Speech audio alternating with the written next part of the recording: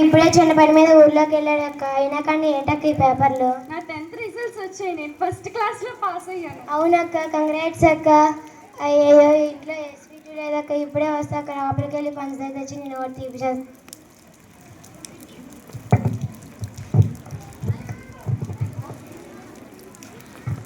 ఏంటి ఇద్దరు అక్కా చెల్లెలు కలిపి పంచదార డబ్బా ఖాళీ చేసేస్తున్నారా?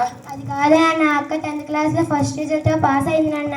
నాకు తెలుసమ్మా, మీ అక్క చాలా అదృష్టవంతురాలమ్మా. తనకు మంచి సంబంధం కూడా కుదిరింది. అదేంటి నాన్న, నాకు అప్పుడే పెళ్ళేంటి? నా వయసు ఎంతని? ఆ ఆడపిల్లకు వయసుతో సంబంధం ఏముందమ్మా? చదువుతో కూడా సంబంధం లేదా నాన్న? నేను చదివింది 10వ తరగతి, చదవాల్సింది బోల్డ్ అంతుంది. అంటే నీ ఉద్దేశం ఏంటి? నన్ను ఎదిరిస్తున్నావా? అలా అని కాదు నాన్న. ఇప్పుడు ఇవన్నీ ఎందుకు నాన్న? అక్కకి ఇప్పుడు నుంచి సంబంధం ఎందుకు నాన్న కుదిరిస్తున్నావు? నువ్వు కూడా చిన్నపిల్లవే, నువ్వు కూడా నన్ను ఎదిరిస్తున్నావు. లోపలికి పండి. నువ్వు ఏడకక్క, నువ్వు ఏడితే నాకు ఏడుపు వస్తుందక్క. ఇంకేం చేయమంటావు? ఏడవడం తప్ప నాకు ఇంకేం మిగలేదు. నా జీవితం మొత్తం పోయింది. నువ్వైనా బాగా చదువుకో. సరే అక్క. ఇప్పుడు నెక్స్ట్ అటువైపు తిప్పు, అటువైపు తిప్పుడు చిటి. అటు అటు అటు సారాల సైడ్, సారాల సైడ్.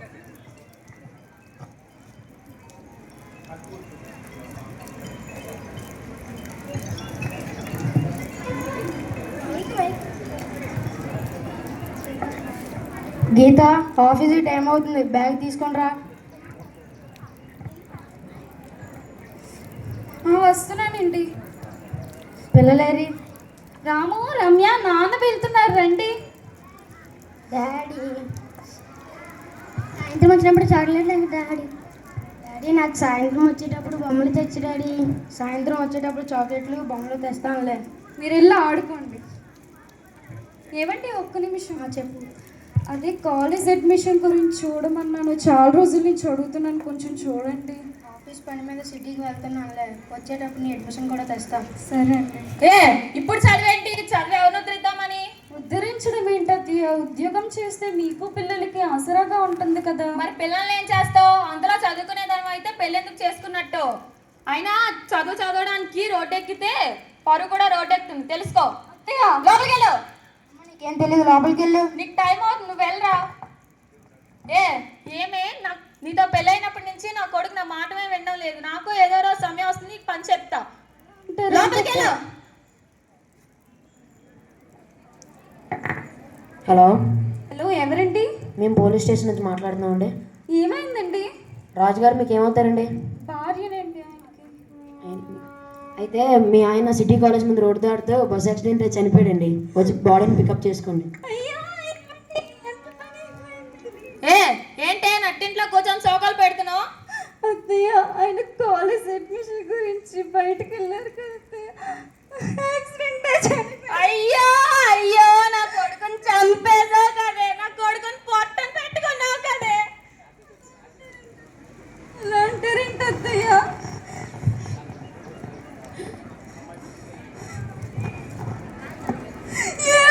అయ్యో బాబు, అయ్యో అయ్యో.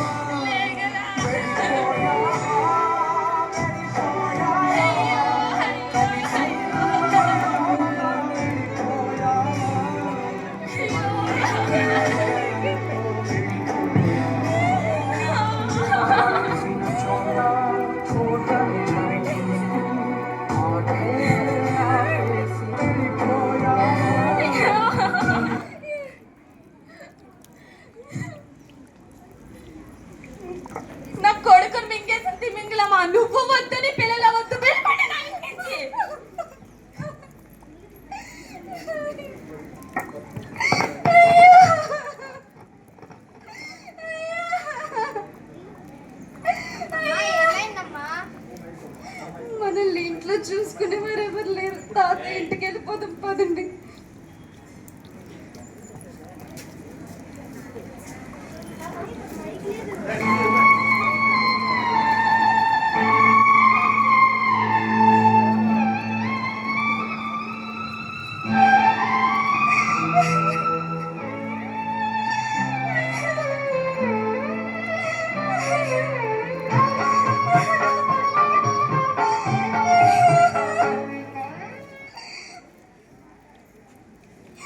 శ్వేత, శ్వేత,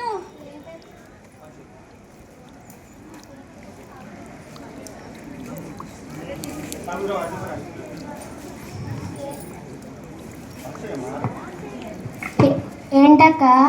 నాన్న లేడా? లేరక్క. బాగున్నారా? బాగులేరా? రండి అక్క లోపలికి.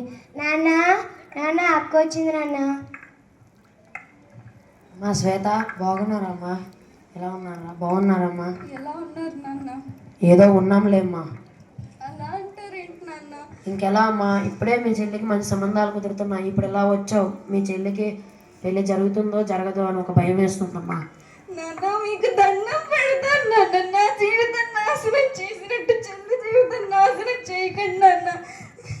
నిజమ్మా, పెళ్ళిడికి వచ్చిన కూతురు ఇంట్లో ఉంటే నలుగురు నాన్న మాటలు అంటారు. ఆ మాటలు అనిపించుకునే బదులు మీ చెల్లిని కూడా అత్తారింటికి పంపేస్తే నా బాధ్యత తీరిపోతుంది. నువ్వు చాలా తెలివైనడు నాన్న. సూటిగా మాట్లాడుతున్నాను నువ్వు అనుకుంటున్నావు, కానీ ఆ మాటలు ఎదుటి వారి గుండెల్ని ముక్కలు చేస్తున్నాయని సంగతి నీకు తెలుస్తుందా? బాధపడాల్సింది నేను. అత్తారింటి నుండి గెంటేయబడి భర్తను పోగొట్టుకొని ఇద్దరు పిల్లలతో ఎలా బతకాలి అని భయపడాల్సింది నేను.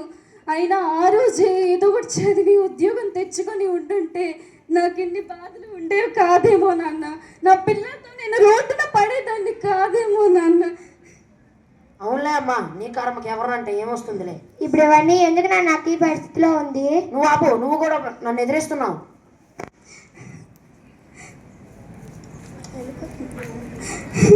అక్క ఎక్కడికక్క?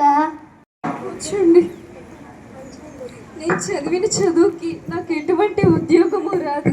నేనెవరికి భారం కాకూడదు. అయినా నేను చచ్చిపోతే నా పిల్లలు అనాథలైపోతారే. ఈ విషయం కలిపిన అన్నం తిని నా పిల్లలకు కూడా తినిపించి నేను కూడా చచ్చిపోతాను.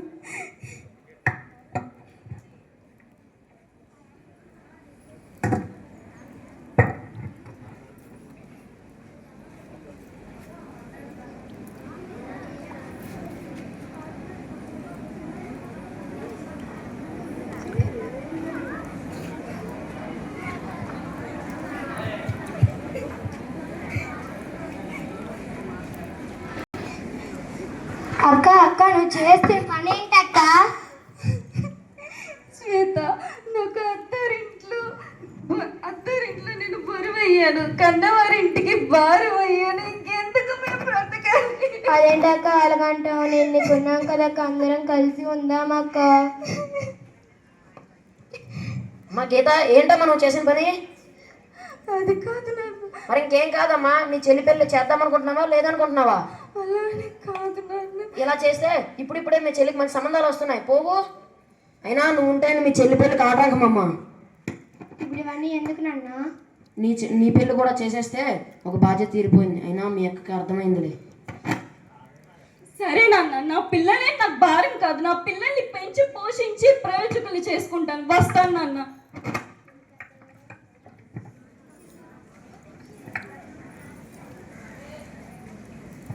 చూసారు కదా పిల్లలు మన పరిస్థితి. మీరు చక్కగా చదువుకోండి. మీరు ఎంతవరకు చదువుకుంటారంటే నేను అంతవరకు చదివిస్తాను. సరే అమ్మా. మీరు లోపలికి వెళ్ళి చదువుకోండి.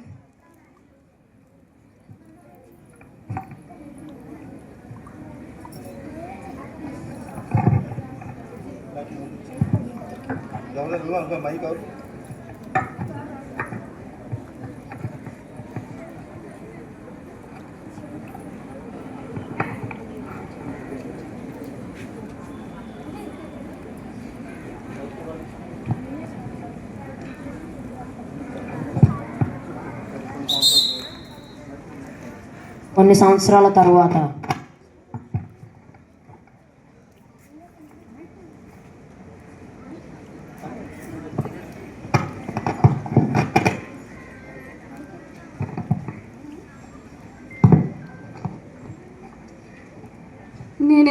కష్టపడి 4 ఇళ్లల్లో పాచి పని చేసి మీలో ఒకరిని డాక్టర్ గాను ఇంకొకరిని టీచర్ గాను తయారు చేశాను. నువ్వు పేద ప్రజలకు సేవ చేయాలి, నువ్వు దేశ పౌరులను తయారు చేయాలి, మీరిద్దరూ దేశానికి ఉపయోగపడే విధంగా నడుచుకోవాలి. ఈ క్షణంలో మీ నాన్నగారు ఉంటే ఎంత బాగున్నా. ఎందుకమ్మా ఏడుస్తావు? నీకు మేము ఉన్నాం కదా.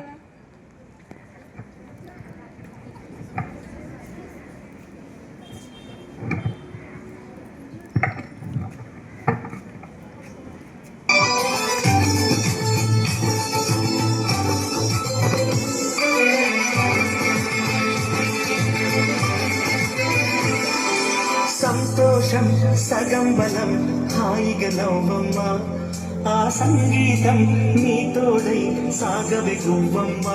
నవ్వే నీ కళ్ళలో లేదా జాబిలి, నవ్వే ముంగేళ్ళలో రోజు దీపావళి.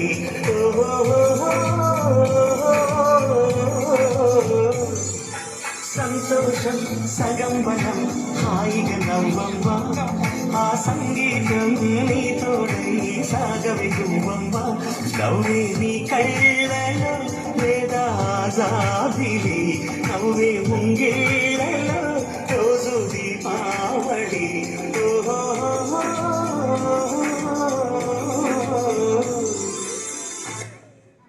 థ్యాంక్ యూ అమ్మా, థ్యాంక్ యూ వెరీ మచ్.